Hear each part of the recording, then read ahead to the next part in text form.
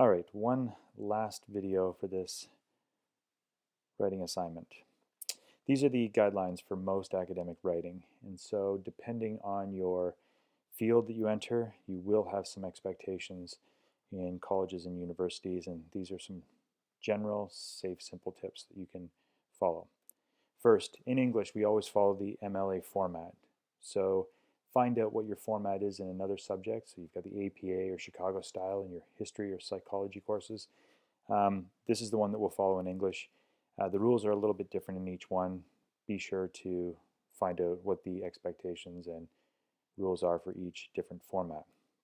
For MLA, this means that you will double space and use 12-point font. You'll use a font like Arial or Times New Roman, something super boring, and you'll follow the layout where you've got your name, my name, the course, and the date.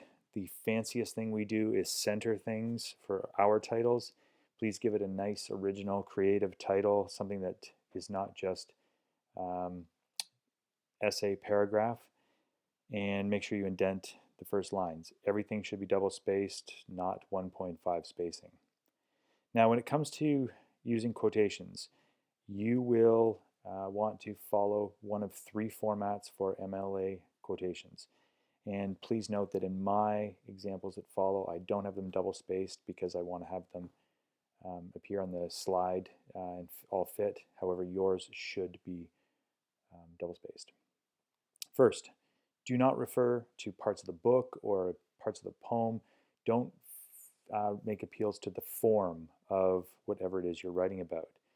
So I don't want to say things like, on page 128, Fitzgerald says. I don't want to say, the hero makes a decision in chapter 12. Instead, what we want to do is we want to refer to it as a story. So we can simply say, Fitzgerald writes, and then give the quotation. Or think about it as a structural story. The tension reaches its highest point when the protagonist decides to confront his father. That here I'm not talking about it as a physical book, but instead in that form of a story. The citation. Our purposes for citations is to let the reader know where the quotation can be found and what reference it's referring to on the work's cited page. For our purposes here, the author's last name is sufficient. And if you have a page number from the stories that you were handed out, use that page number. That'll be great. If you don't have a page number, like with the poems, then you don't have to worry about it. Just put the author's last name. Notice that there is no comma or a number sign or anything like that. You don't need to include the author's name if you have used his or her name in the introduction to the quotation. So if I said Fitzgerald says, then I don't have to put Fitzgerald in the citation at the end. When we're punctuating quotations, there's one of three ways we want to do it. First, if your words move seamlessly into the author's words, then you don't use any punctuation. This is called a flow quote. And what you have to imagine is that you can't distinguish aloud when the quotation starts. So if I wrote, the partygoers move about like moths among the whispering and the champagne and the stars, you have no idea when my words start and stop and when Fitzgerald's words start and stop. So that's a flow quote, no punctuation. Next, if the introduction to the quotation is a complete sentence, then you want to punctuate it with a colon. So my complete sentence is this. Fitzgerald uses a simile to describe the partygoers' movement. That's a complete sentence, colon, and then I follow with the quotation. If it's an incomplete sentence, then we want to punctuate it with a comma. So back to my original example, Fitzgerald writes, comma, and then we have the quotation followed that. Please notice that the citation goes at the very end of my sentence. So we have a little bit more of my sentence at the end of this quotation, and then we don't need to include Fitzgerald's name in the citation because it's in my sentence. Finally, and I hope you don't have too many longer quotations, but if you do have a longer quotation, regardless of whether it is a complete or incomplete sentence, you want to introduce it with a colon.